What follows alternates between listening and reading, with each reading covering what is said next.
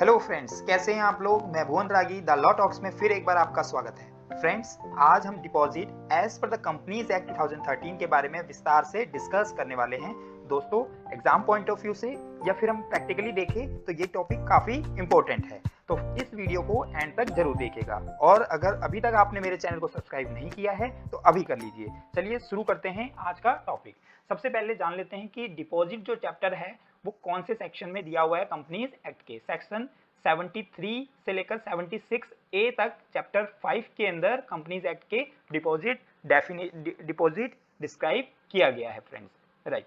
चलिए इस वीडियो को हम दो भागों में बांट लेते हैं। एक तो डिपॉजिट की जो डेफिनेशन है उसको हम स्टडी करेंगे और दूसरा प्रोविजन को हम स्टडी करेंगे फ्रेंड्स। सबसे पहले डिपॉजिट की जो डेफिनेशन है इसको हम एक ओवरव्यू ले लेते हैं, उसके बाद हम प्रोविजन पे आएंगे फ्रेंड्स। तो deposit as per the companies act section 2 sub clause 31 क्या कहता है। डिपॉजिट का मतलब है deposit includes any receipt of money by way of deposit, loan और एनी अदर फॉर्म। मतलब डिपॉजिट का क्या मतलब है, कोई भी पैसा आ रहा है उसके पास by way of deposit, deposit के थ्रू भी, लोन के थ्रू भी, या फिर एनी अदर फॉर्म, किसी भी तरीके से आ रहा है, but does not include such categories of amount as में भी प्रेस्क्राइब। और कहां प्रेस्क्राइब है, रूल्स के अंदर। इसका मतलब ये हुआ कि डिपॉजिट की जो डेफिनेशन है वो इंक्लूसिव डेफिनेशन है, मतलब सब कुछ इसके अंदर इंक्लूड है, लेकिन कुछ कैटेगरीज ऑफ ट्रांजेक्शन्स, कुछ कैटेगरीज ऑफ अमाउंट जो कि डिस्क्राइब है कहां पे, रूल्स के अंदर, वो इसके अंदर इंक्लूड नहीं होगा। अब रूल्स कौन सा है, rule 21C of the companies acceptance of deposit rule 2014 के अंदर डिस्क्राइब किया है। वहां पे भी इसकी डेफिनेशन दी हुई है डिपॉजिट की। Deposit includes any receipt of money by way of deposit, loan और एनी अदर फॉर्म, ठीक है, बट डज नॉट इंक्लूड, क्या इंक्लूड नहीं है, 18 ट्रांजेक्शन इंक्लूड नहीं है, जिसको हम क्या कह देते हैं, एग्जेम्प्टेड डिपॉजिट। मतलब वो डिपॉजिट की डेफिनेशन में, डिपॉजिट की डेफिनेशन से एग्जेम्प्टेड है, मतलब ये ट्रांजेक्शन को छोड़कर बाकी सब कुछ क्या है, डिपॉजिट की डेफिनेशन में आएगा। फ्रेंड्स, इन 18 ट्रांजेक्शन को हम लास्ट में पढ़ेंगे, पहले कुछ और डेफिनेशंस और प्रोविजंस को पढ़ लेते हैं फ्रेंड्स, ठीक है। तो एक डेफिनेशन है आपकी डिपॉजिटर की। जैसे डिपॉजिट की डेफिनेशन हमने पढ़ ली कि कोई भी पैसा आ रहा है कंपनी के पास, वो डिपॉजिट हो गया। अब डिपॉजिटर कौन है, कि कौन डिपॉजिट करता है कंपनी में, ठीक है। तो कहता है कि डिपॉजिटर मींस एनी मेंबर, कोई भी मेंबर जो सेक्शन 73(2) के अंदर, जो एज पर द सेक्शन 73(2) के अंदर जो डिपॉजिट कर रहा है, जो पैसा दे रहा है कंपनी को, वो मेंबर, एनी मेंबर, या फिर एनी पर्सन, यहाँ पे देखो मेंबर है, यहाँ पे पर्सन है, any person who has made deposit with the public company, जो सेक्शन 76 के अंदर दे रहे हैं, ठीक है। तो ये क्या कहलाएंगे, डिपॉजिटर कहलाएंगे। सेक्शन 73(2) अभी हम पढ़ेंगे और 76 हम पढ़ेंगे जो पब्लिक कंपनी के लिए, ठीक है। अब एक डेफिनेशन आती है इलिजिबल कंपनी, और इलिजिबल कंपनी की डेफिनेशन कौन से सेक्शन में रेफर करेंगे हम, सेक्शन 76 के अंदर। अब इसकी डेफिनेशन क्या है, meaning means a public company. Eligible company का क्या मतलब है, एक पब्लिक कंपनी है जिसका नेटवर्थ जो है 100 करोड़ या फिर उससे ज्यादा हो, 100 करोड़ या उससे ज्यादा हो, टर्नओवर जो है 500 करोड़ या उससे ज्यादा हो, ठीक है, और जिसने प्रायर कंसेंट ले रखी हो इन general meeting by special resolution. लेकिन स्पेशल रेजोल्यूशन की जरूरत नहीं पड़ेगी, कब नहीं पड़ेगी, केवल ऑर्डिनरी रेजोल्यूशन की जरूरत पड़ेगी, जब हमारा जो लिमिट, जो हम डिपॉजिट ले रहे हैं, वो with in a limit under section 181C के अंदर जो लिमिट हमें प्रिस्क्राइब की गई है, उस लिमिट के अंदर अगर हम डिपॉजिट कर रहे हैं तो हमें केवल OR से काम चल जाएगा फ्रेंड्स, ठीक है। और उसके बाद है ऑल्सो फाइल सेड रेजोल्यूशन, मतलब ये हमने रेजोल्यूशन पास किया, स्पेशल रेजोल्यूशन, तो उस रेजोल्यूशन को हमें कहाँ फाइल करना है, ROC के पास फाइल करना है। कौन से फॉर्म में करेंगे, MGT 14 में, ठीक है। तो ये हो गया आपका एलिजिबल कंपनी की डेफिनेशन, जो कि 76 के अंदर आपको इसकी जरूरत पड़ेगी। चलिए अब देख लेते हैं सेक्शन 73। सेक्शन 73 क्या कहता है, prohibition on acceptance of deposit from public. मतलब इसकी हेडिंग ही कह रहा है कि पब्लिक से तो आपको डिपॉजिट एक्सेप्ट करना ही नहीं है। सब सेक्शन 1 के अंदर कहता है कि company shall not invite, accept और renew deposit from public except manner provided as under this chapter. मतलब मैनर प्रोवाइडेड है, और वो कौन से सेक्शन में है, 76 के अंदर। चलिए वो देखेंगे अभी बाद में। अब देखते हैं कि ये सेक्शन जो है वो इन पर तो अप्लीकेबल ही नहीं है। This sub section shall not apply to banking company and NBFC as defined under RBI act और other company as central government may specify. ठीक है, अगर बैंकिंग कंपनी है, फॉर एग्जांपल अगर बैंकिंग कंपनी का काम ही होता है डिपॉजिट लेना, डिपॉजिट देना, ये सब काम होता है एनबीएफसी का भी, तो वो इसकी प्रीव्यू से बाहर है। इस सबसेक्शन में कह रहा है कि कोई भी पब्लिक से आप पैसा नहीं लेंगे, तो वो यहाँ पे एप्लीकेबल, इन कंपनियों पे एप्लीकेबल होगा ही नहीं। अब बात करते हैं सेक्शन 73(2) की, जो हमने डिपॉजिटर की जो डेफिनेशन पढ़ी वहां पे भी लिखा हुआ था इसके बारे में। तो सेक्शन 73(2) के अंदर क्या कहता है, एक कंपनी में accept deposit from its member, मतलब अपने मेंबर से हम डिपॉजिट ले सकते हैं, लेकिन क्या करना है, सच टर्म्स एंड कंडीशन हमको फुलफिल करने हैं। Subject to passing of resolution in general meeting, special resolution हो या ऑर्डिनरी रेजोल्यूशन। अभी हमने पढ़ लिया कि स्पेशल रेजोल्यूशन और ऑर्डिनरी रेजोल्यूशन कब कब जरूरत होती है। ठीक है, सब्जेक्ट टू रूल्स एज में प्रिस्क्राइब, रूल्स कहां पे प्रिस्क्राइब है, रूल 3 के अंदर, जैसे हमें रूल 3 का कंप्लाई करना पड़ेगा, रूल 4 का मतलब companies acceptance of deposit rule 2014 को हमें कंप्लाई करना है, और including the provision of security और रीपेमेंट का जो प्रोविजंस हैं वो हमें कंप्लाई करने होंगे। ठीक है, और subject to fulfilment of following other conditions. अब ये कौन कौन सी कंडीशन है, ए से लेकर ए बी सी डी और ई, ये ई तक कंडीशंस ये हमें फुलफिल करनी होगी। मतलब 73(2) के अंदर कहता है कि मेंबर से आप डिपॉजिट ले सकते हो, सब्जेक्ट टू पासिंग एसआर पास करना है या ओआर पास करना है, और आपको रूल्स फॉलो करने हैं, जो भी rules companies acceptance of deposit rules हैं वो फॉलो करने हैं, प्लस आपको provision for security if any अगर कुछ है, और या फिर for repayment of such deposit अगर कुछ है, कोई इंटरेस्ट विद इंटरेस्ट, वो आपको मेंटेन करना है as agreed between the company and members. ठीक है, और subject to fulfilment of following condition. अब ये 5 कंडीशन क्या है, इशू ऑफ सर्कुलर, आपको क्या करना है, एक सर्कुलर इशू करना है जो कि फॉर्म डीपीटी 1 के फॉर्म में होता है टू द मेंबर्स। बेसिकली एक एडवर्टीजमेंट के फॉर्म, एडवर्टीजमेंट ही होता है ये। ठीक है, to the members including their, उसके अंदर क्या क्या चीजें होगी, एक स्टेटमेंट होगा showing the following positions of the company, मतलब financial position of the company, company की क्या दिखाएगा वो फाइनेंशियल पोजीशन, वो स्टेटमेंट आपको उसके अंदर होनी चाहिए। Credit rating obtain, credit rating आपने ली हुई होनी चाहिए, और total number of depositor, total number of depositor उसमें होगा। अमाउंट ड्यू टुवर्ड्स डिपॉजिट, ठीक है, कितना अमाउंट ड्यू है डिपॉजिट के लिए, जो आपने पहले एक्सेप्ट किया हुआ था डिपॉजिट, वो भी आपको मेंशन करना है। अदर कोई पर्टिकुलर्स हैं सच फॉर्म के तो वो आपको फिलअप करने हैं, और in such manner as prescribed in rule 4, rule 4 के अंदर जो टर्म्स एंड कंडीशन है वो भी आपको फुलफिल करने हैं, एडवर्टीजमेंट के हैं, जो डीपीटी 1 का जो रिक्वायरमेंट है वो है। ठीक है फ्रेंड्स, तो ए आपका पॉइंट ये हो गया इशू ऑफ सर्कुलर। ठीक है, बी कंडीशन क्या है, filing A copy of circular DPT 1 with the ROC, ROC के पास आपको डीपीटी 1 भी फाइल करना है, बेसिकली ये सर्कुलर फाइल करना है within 30 days before the date of issue of circular. मतलब जो सर्कुलर आप इशू करोगे, डीपीटी 1 इशू करोगे मेंबर्स को, उसके 30 दिन पहले आपको आरओसी को बताना रहेगा कि हम डिपॉजिट लेके आने वाले हैं। ठीक है, ये आरओसी को आपको ये सर्कुलर फाइल करना पड़ेगा 30 दिन पहले, before the date of issue है। ठीक है, उसके बाद है depositing on and before 30th day of April each year, हर साल 30 अप्रैल से पहले पहले आपको एक अमाउंट सबमिट करना है, which shall not less than 20% of the amount of deposit maturing during the following year। मतलब 30 अप्रैल 2021 से पहले आपको क्या करना है, 20% ऑफ जो भी डिपॉजिट उस साल जो क्या होगा मैच्योर होगा, तो उतना अमाउंट आपको एक सेपरेट बैंक में डिपॉजिट करना है, जो कि कहाँ पे होगा, शेड्यूल बैंक में होगा। ठीक है, उस अमाउंट को क्या कहेंगे, डिपॉजिट रिपेमेंट रिजर्व अकाउंट, उस अमाउंट को क्या कहेंगे, डिपॉजिट रिपेमेंट रिजर्व अकाउंट। कितना करना है, 20%, और कब करना है, 30 days of April each year, हर साल करना है। ठीक है, अब certifying that the company has not committed any default, और ये सर्टिफाई करके देना है कि कंपनी ने कोई डिफॉल्ट नहीं किया है in the repayment of deposit. ठीक है, और अगर किया भी है, वेदर डिफॉल्ट हैज अकर्ड, तो कंपनी ने उसको मेक गुड कर दिया है, and a period of 5 year had lapsed, और 5 साल उसको बीत चुके हैं। ठीक है, डेट ऑफ मेकिंग गुड और द डिफॉल्ट। ठीक है, प्रोवाइडिंग सिक्योरिटी, अगर कोई सिक्योरिटी है, ऊपर भी हमने पढ़ा था, for due repayment of any amount of deposit और इंटरेस्ट, डिपॉजिट मेंबर से डिपॉजिट एक्सेप्ट करते हैं, तो ये 5 कंडीशन आपको फुलफिल करनी पड़ेगी फ्रेंड्स। ठीक है, अब बात कर लेते हैं 73(3) की, every deposit accepted bye a company under subsection 2 shall be repaid with interest, उसको इंटरेस्ट के साथ आपको पे करना है। 73(4) क्या कहता है, कंपनी अगर fails to repay the deposit और a part thereof interest, subsection 3 the depositor concern may apply to the tribunal, tribunal में अप्लाई कर सकता है डिपॉजिटर।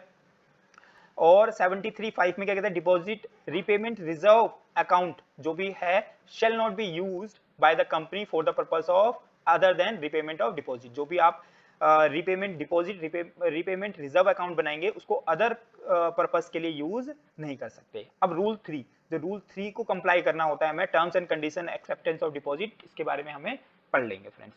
रूल 3 क्या कहता है, रूल 3 जो है, जो कंडीशंस में ऊपर कंडीशन में लिखा हुआ था 73 के कि subject to such rules as may prescribe, तो यहाँ पर रूल 3 मेन इंपॉर्टेंट है जो हमें कंप्लाई करना है, रूल 4 भी कंप्लाई करना है, बट रूल 3 एक बार हम पढ़ लेते हैं।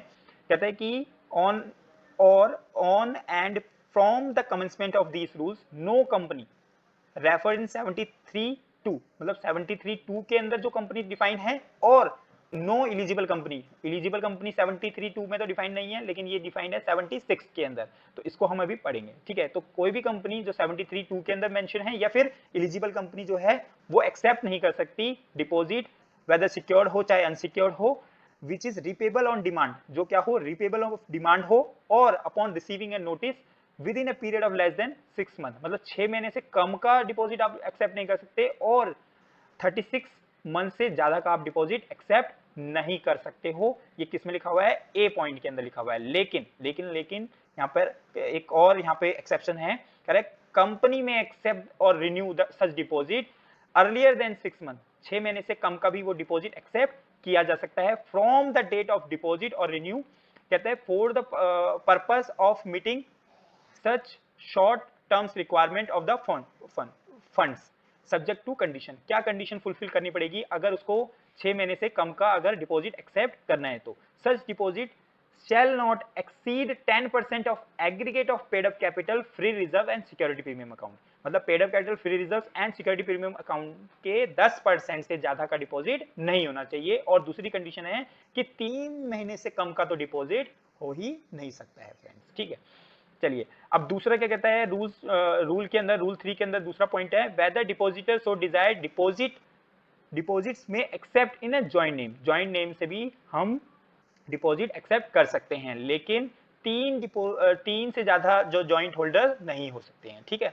तीसरा पॉइंट कहता है नो कंपनी अंडर सेक्शन 73(2), मतलब 73(2) के अंदर कौन है, मेंबर्स हैं, मेंबर्स आपको क्या कर रहे हैं, मेंबर्स आपको डिपॉजिट दे रहे हैं, आप कंपनी किससे डिपॉजिट एक्सेप्ट कर रही है, मेंबर्स से, shall accept renew deposit from members if the amount such deposit, कितना डिपॉजिट हो सकता है, नॉट एक्सीडिंग 35%, मतलब 35% से जो अभी करंट में डिपॉजिट आप ले रहे हो और जो पहले का डिपॉजिट है उन दोनों को मिलाकर आपका 35% aggregate of paid up capital, free reserve और सिक्योरिटी प्रीमियम से ज्यादा नहीं हो सकता, मतलब 35% से ज्यादा आप डिपॉजिट नहीं ले सकते। कौन सा वाला, 73(2) वाला, ठीक है। लेकिन यहाँ पे एक एक्सेप्शन है, IFC पब्लिक कंपनी हो या फिर एक प्राइवेट कंपनी हो, वो 100% तक ले सकती है अपने paid up capital, free reserve और सिक्योरिटी प्रीमियम के एग्रीगेट से 100% तक वो ले सकती है।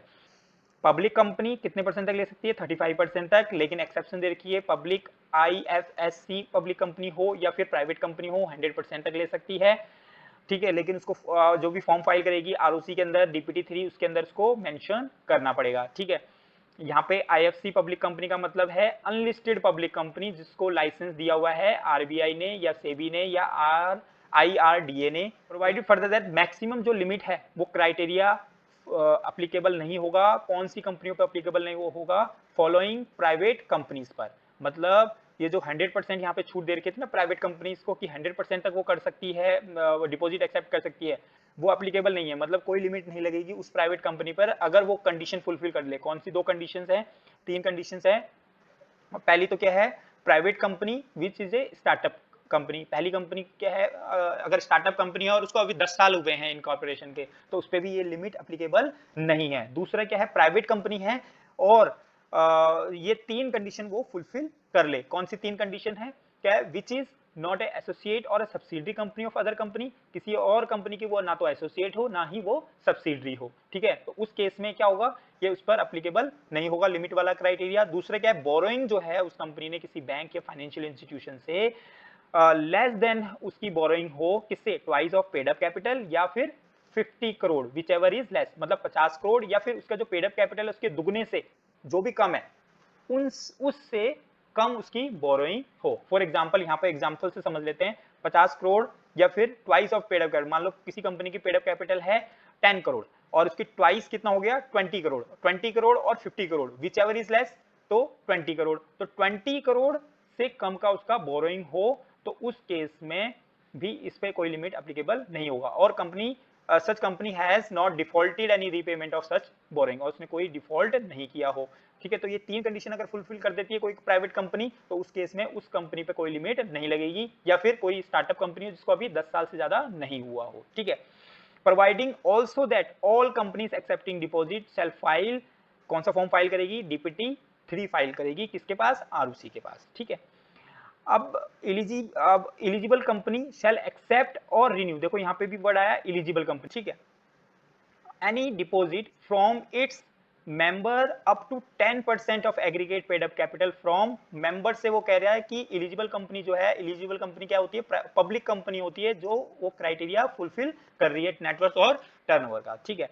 तो एनी डिपॉजिट फ्रॉम मेंबर्स कितना ले सकती है, केवल 10% of aggregate of paid up capital and free reserves, ठीक है। और deposit up to 25% of paid up capital of paid up capital, free reserve and security premium से टुगेदर विद कोई पुराना उसका बचा हुआ है, तो टोटल मिलाकर वो कितना ले सकती है, केवल 25% तक ले सकती है, ठीक है। गवर्नमेंट कंपनी है, eligible to accept deposit under section 76 कौन सा हो गया, पब्लिक से ले रही है, तो उस केस में वो कितना तक कर सकती है, 35% तक aggregate of paid up capital, free reserve and security premium account, ठीक है।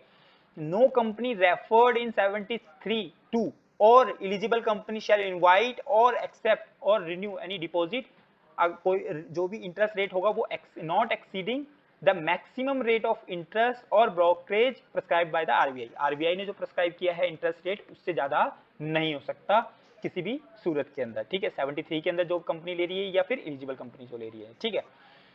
अब बात कर लेते हैं एक बार और क्रेडिट रेटिंग जो है कंपनी लेगी, अगर पब्लिक कंपनी है तो वो क्रेडिट रेटिंग लेगी और हर साल उसको लेना पड़ेगा एटलीस्ट वंस ए ईयर, ठीक है। और रिटर्न जब फाइल करेंगे डीपीटी 3 के अंदर, उसके अंदर उसको उस रेटिंग को लगाना पड़ेगा फ्रेंड्स, ठीक है। रूल 4 क्या कहता है, फॉर्म से पर्टिकुलर एडवर्टीजमेंट्स के बारे में ये बताता है कि किस तरह से होगा, स्पीड पोस्ट से जाएगा, ये सारा आप रूल 4 के अंदर देखेंगे, ठीक है।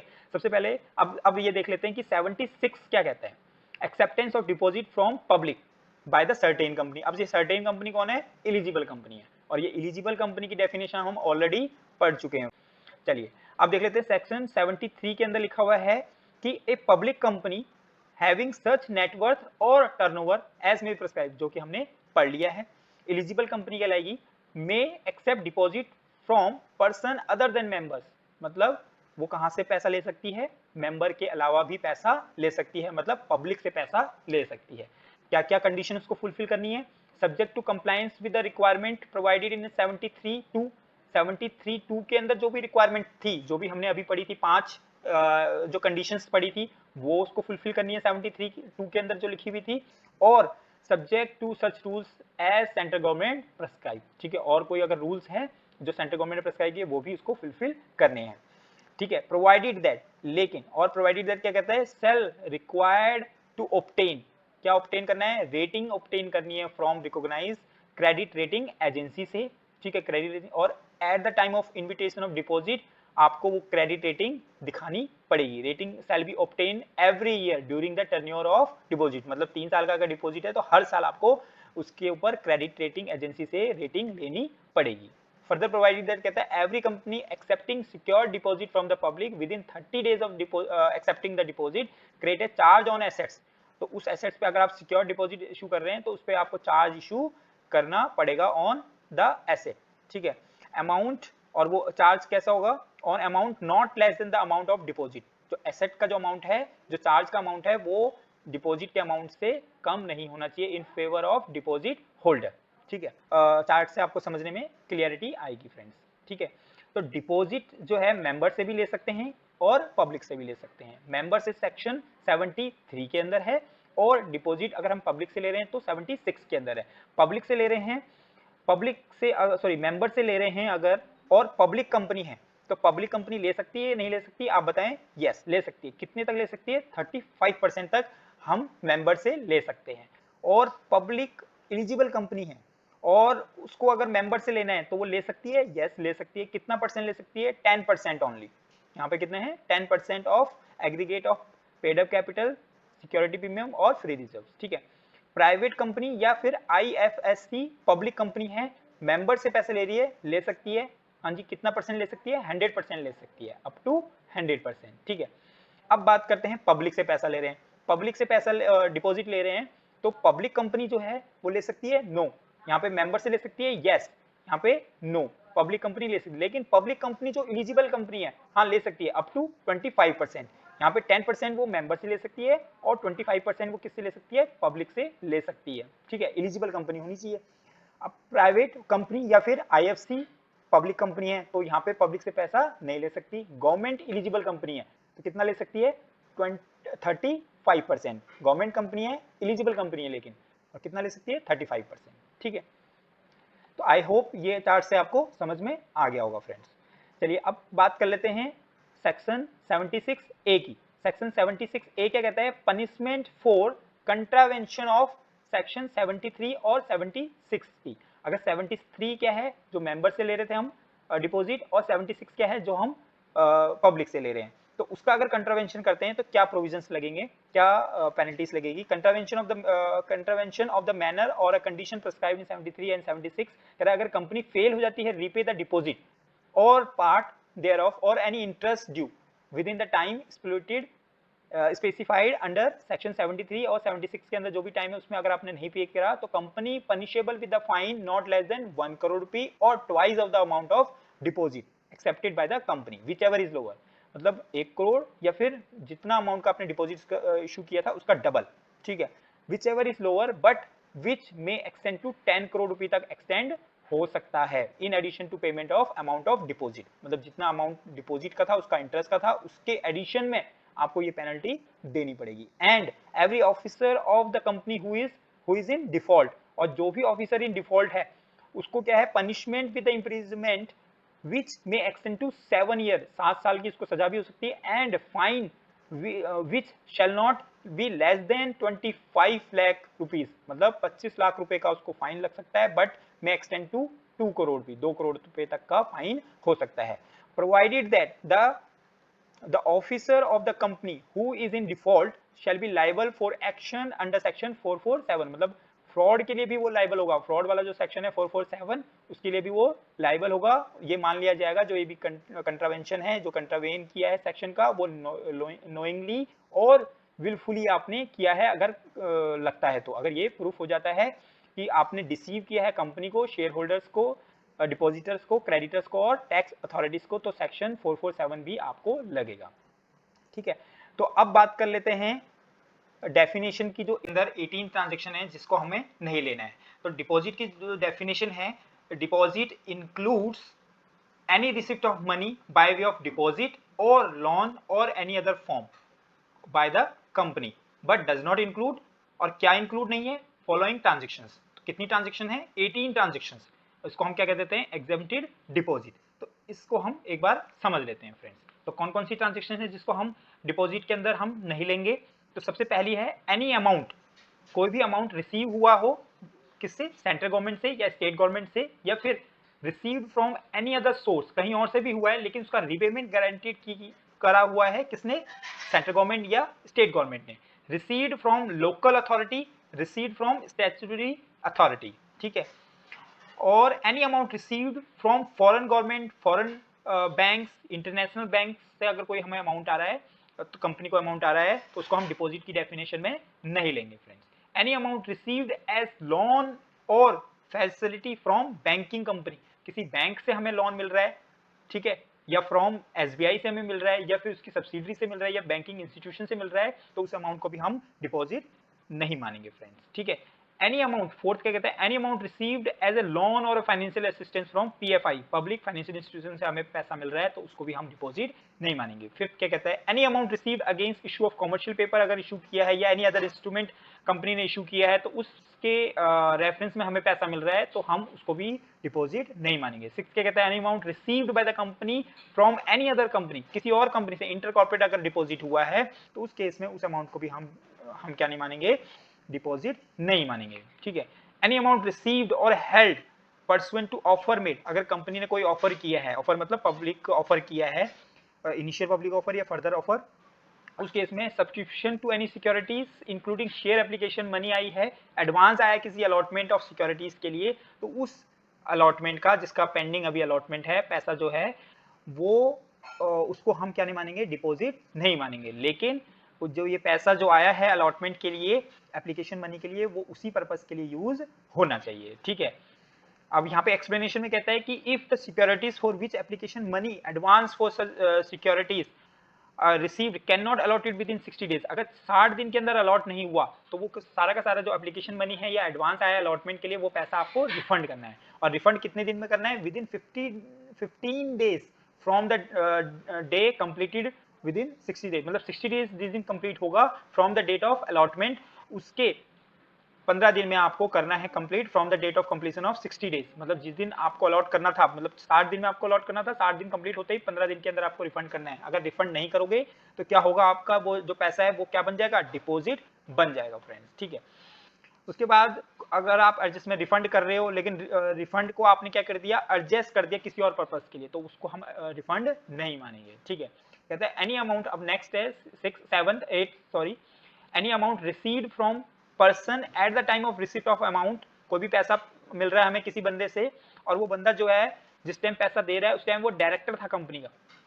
ठीक है, अगर वो कंपनी का डायरेक्टर था या फिर कोई प्राइवेट कंपनी है, उस केस में प्राइवेट कंपनी के केस में उस डायरेक्टर का रिलेटिव था जिस टाइम पैसा दे रहा है, तो उस केस उसको भी, इस सिचुएशन को भी हम क्या नहीं मानेंगे, इस ट्रांजेक्शन को भी हम क्या नहीं मानेंगे, डिपॉजिट नहीं मानेंगे। लेकिन क्या कंडीशन फुलफिल करनी पड़ेगी, इस डायरेक्टर को और इस रिलेटिव ऑफ द डायरेक्टर को उसको लिख के देना पड़ेगा कि जो मैं पैसा दे रहा हूं कंपनी को वो मैंने किसी और से लोन लेकर नहीं दे रहा हूं। मतलब आप ये नहीं कह सकते कि मैंने किसी और से, किसी बैंक से लोन ले लिया 10 करोड़ रुपए का और उस 10 करोड़ को फिर मैं कंपनी को एज ए डिपॉजिट दे रहा हूं, तो ऐसा नहीं हो सकता। ठीक है, and company shall disclose such details of money, जो भी एक्सेप्ट किया है उसको बोर्ड रिपोर्ट में उसको मेंशन करना पड़ेगा। ठीक है, अब बात करते हैं 9 पॉइंट की, amount raise by the company secured bonds and debentures, अगर डिबेंचर्स, सिक्योर्ड बॉन्ड्स और डिबेंचर इशू किए हुए हैं तो उसको भी हम डिपॉजिट नहीं मानेंगे फ्रेंड्स। ठीक है, और क्या कंडीशंस हैं, तो एक तो डिबेंचर्स इशू किए हैं, सिक्योर्ड फर्स्ट चार्ज का हो या फिर फर्स्ट चार्ज नहीं भी हो, लेकिन वो पैरी पासू होने चाहिए, जो भी फर्स्ट चार्ज उसमें ऑलरेडी हुआ है, ठीक है, किसी एसेट्स पे, तो उसका पैरी पासू होना चाहिए वो डिबेंचर्स और बॉन्ड्स, या और जो बॉन्ड्स और डिबेंचर्स है कंपलसरी कन्वर्टेबल है into share with in 10 years, तो ऐसे जो डिबेंचर इशू हुए हैं या ऐसे बॉन्ड जो इशू हुए हैं उसको भी हम डिपॉजिट नहीं मानेंगे। ठीक है, और जो चार्ज इशू हुआ है और अमाउंट ऑफ बॉन्ड और या डिबेंचर्स उसकी मार्केट वैल्यू से ज़्यादा कम नहीं हो सकता। ठीक है, as per the register value, मतलब किसी एसेट्स पे आप चार्ज क्रिएट कर रहे हो उसकी वैल्यू कम नहीं हो सकती बॉन्ड और डिबेंचर से। ठीक है, any amount raise through issuance of unsecured listed non convertible debenture से भी अगर आप पैसा इशू कर रहे हो तो उसको भी हम डिपॉजिट नहीं मानेंगे। ये 9A में लिखा हुआ है, मतलब ये नया इंसर्ट किया गया है। ठीक है, non interest bearing security deposit receive from employees, employees से कोई पैसा आप ले रहे हो सिक्योरिटी डिपॉजिट के रूप में और उस पर कोई इंटरेस्ट नहीं दे रहे हो और वो उसकी एनुअल सैलरी से ज्यादा नहीं है तो उसको भी हम डिपॉजिट नहीं मानेंगे फ्रेंड्स। ठीक है, 11 पॉइंट कहता है any amount received bearing, amount received कोई भी नॉन इंटरेस्ट बियरिंग अमाउंट है उसको रिसीव किया आपने ट्रस्ट से या फिर ट्रस्ट में रखा हुआ है तो उसको भी हम क्या नहीं मानेंगे, डिपॉजिट नहीं मानेंगे। ठीक है, एडवांस फ्रॉम कस्टमर, ये भी इंपॉर्टेंट है 12 पॉइंट, कोई अमाउंट आपने रिसीव किया कस्टमर से, क्यों रिसीव किया भाई, आप उसको सप्लाई करने वाले थे गुड्स या सर्विसेज, उससे एडवांस ले लिया और उस एडवांस को अभी कितने दिन हुए हैं, केवल 365 डेज, मतलब 365 दिन तक आप उस एडवांस को यूज कर सकते हो। अगर 365 दिन से ज्यादा हो जाता है तो वो डिपॉजिट बन जाएगा, लेकिन अगर 365 दिन तक आपने उसका एडवांस की एवज में आपने उसको सप्लाई कर दिया है गुड्स या सर्विसेज तो वो डिपॉजिट नहीं माना जाएगा। लेकिन ये 365 दिन वाला जो क्राइटेरिया है वो एप्लीकेबल नहीं होगा अगर कोई लीगल प्रोसीडिंग चल रही है बिफोर द कोर्ट, तो उस टाइम पे 365 दिन हम नहीं देखेंगे फ्रेंड्स, ठीक है। या फिर कोई एडवांस आपको मिला है इमूवेबल प्रॉपर्टी के अगेंस्ट, ठीक है, तो वो भी हम डिपॉजिट नहीं मानेंगे। सिक्योरिटी डिपॉजिट आपको मिला हुआ है, कोई भी कॉन्ट्रैक्ट को of A supply of goods या सर्विसेज था, तो उससे पहले आपने भाई एज ए एग्रीमेंट आपने सिक्योरिटी डिपॉजिट लिया हुआ है, तो उसको भी हम डिपॉजिट नहीं मानेंगे। Advance receive in long term projects, आपने कुछ लिया हुआ है, सप्लाई ऑफ कैपिटल गुड्स आप करने वाले थे, तो उससे पहले आपने एडवांस लिया, तो उसको भी हम डिपॉजिट नहीं मानेंगे। फ्यूचर सर्विसेज आप उसके लिए एडवांस लिया हुआ है, तो उसको भी हम डिपॉजिट नहीं मानेंगे फ्रेंड्स, ठीक है।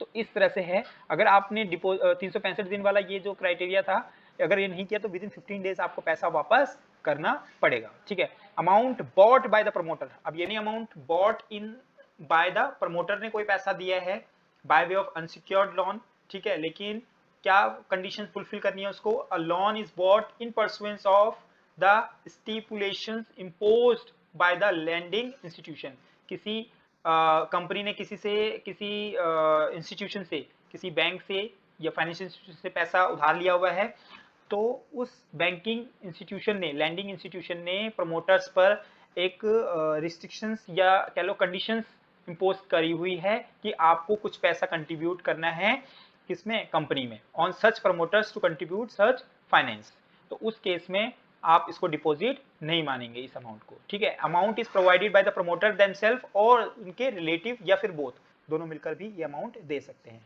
The exemptions under this subsection sub clause shall be available only till the loan of financial institutions or a bank are repaid or not thereafter, उसके बाद ये रिस्ट्रिक्शन अप्लीकेबल नहीं होगी अगर आपने कंपनी ने पैसा वापस कर दिया है तो, ठीक है। अब है 14 point, any amount accepted by Nidhi company, Nidhi company कोई पैसा एक्सेप्ट कर रही है तो उसको भी हम डिपॉजिट नहीं मानेंगे फ्रेंड्स, ठीक है।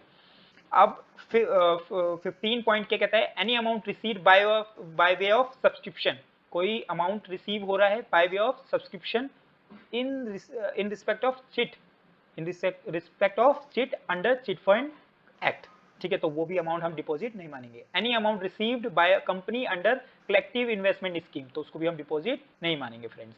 Any amount received by the startup company by way of convertible note, अगर कोई स्टार्टअप कंपनी है कन्वर्टेबल नोट के थ्रू पैसा अमाउंट रेज कर रही है, any amount of 25 lakh rupees और मोर, 25 लाख या उससे ज्यादा receive by the startup company by way of convertible note, convertible into equity हो जाएगा फ्यूचर में, ठीक है, repayable with in the period not less then 10 years, 10 साल तक आप उसको पे कर सकते हैं। ऐसा कोई अमाउंट अगर आपने कोई नोट आपने इशू किया हुआ है कंपनी ने, स्टार्टअप कंपनी ने इन अ सिंगल ट्रांच, तो ऐसे अमाउंट को भी हम ट्रीट नहीं करेंगे डिपॉजिट फ्रेंड्स, ठीक है। तो स्टार्टअप कंपनी का मतलब है कोई प्राइवेट कंपनी, ठीक है, as per the definition given by central government और यहाँ पर department for the promotion of industry and internal trade ने कोई जो डेफिनेशन है स्टार्टअप कंपनी की दी हुई है, तो हम उसको स्टार्टअप करेंगे। कन्वर्टेबल नोट का मतलब instrument evidencing receipt of money, जो repayable at the option of holder होता है, जो कन्वर्ट हो जाता है इक्विटी शेयर में, ठीक है। अब पॉइंट नंबर 18, ठीक है, any amount received by the company from alternative investment fund या डोमेस्टिक वेंचर कैपिटल फंड या इंफ्रास्ट्रक्चर इन्वेस्टमेंट ट्रस्ट के थ्रू कोई पैसा अगर आ रहा है तो उस अमाउंट को भी हम डिपॉजिट नहीं मानेंगे। चलिए फ्रेंड्स, अब देख लेते हैं फॉर्म डीपीटी 3 जो रूल 16 में लिखा हुआ है, रिटर्न ऑफ डिपॉजिट, किस किस पर्पस के लिए ये फॉर्म फाइल होता है। फ्रेंड्स देखिए यहाँ पे 4 यहाँ पे इसके पर्पस लिखे हुए हैं। पहला है वन टाइम रिटर्न, जो कि 2019 के अंदर ये नोटिफिकेशन आई थी, रूल 16A ऐड किया गया था, जिसमें इंफॉर्मेशन देनी थी जो भी एग्जेम्प्टेड डिपॉजिट की डेफिनेशन में है, जो कि एग्जेम्प्टेड डिपॉजिट है, उनकी इंफॉर्मेशन आपको पहली बार वन टाइम रिटर्न में डीपीटी 3 के इस फॉर्म में देनी थी फ्रेंड्स, ठीक है। दूसरा जो पर्पस है वो है रिटर्न ऑफ डिपॉजिट, अगर आपकी कंपनी डिपॉजिट एक्सेप्ट करती है तो आपको रिटर्न ऑफ डिपॉजिट वाले इस कॉलम को क्लिक करना है, टिक करना है, उसके बाद ये फॉर्म फाइल करना है डीपीटी 3। और तीसरा जो इसका पर्पस है, अगर आपकी कंपनी डिपॉजिट एक्सेप्ट नहीं करती है लेकिन आपकी कंपनी के अंदर वो ट्रांजैक्शन है जो एग्जेम्प्टेड डिपॉजिट की डेफिनेशन में आते हैं, मतलब डेफिनेशन ऑफ डिपॉजिट की नहीं आते, और वो कौन से ट्रांजैक्शन है जो एग्जेम्प्टेड डिपॉजिट है, तो उस केस में आपको ये वाला टिक करके ये फॉर्म फाइल करना है डीपीटी 3। उसके बाद चौथा जो है, अगर आपकी कंपनी डिपॉजिट भी एक्सेप्ट करती है और आपकी कंपनी के अंदर वो ट्रांजैक्शन भी है जो नॉट कंसीडर्ड एज डिपॉजिट होते हैं, तो उस केस में यही वाला फॉर्म आपको फाइल करना रहेगा फ्रेंड्स। चलिए फ्रेंड्स, आज की वीडियो को यहीं समाप्त करते हैं। आई होप आपको टॉपिक समझने में आया होगा, और अगर आपके पास कोई सजेशन हो या डाउट हो तो मुझे कमेंट करके जरूर बताएं। आगे भी हम इसी तरह से मिलते रहेंगे नए नए टॉपिक्स के साथ। हाँ, अगर अभी तक आपने मेरे चैनल को सब्सक्राइब नहीं किया है तो अभी सब्सक्राइब कर लीजिए और पढ़ते रहिए, स्वस्थ रहे, सुरक्षित रहे। जय हिंद, बाय बाय, थैंक यू।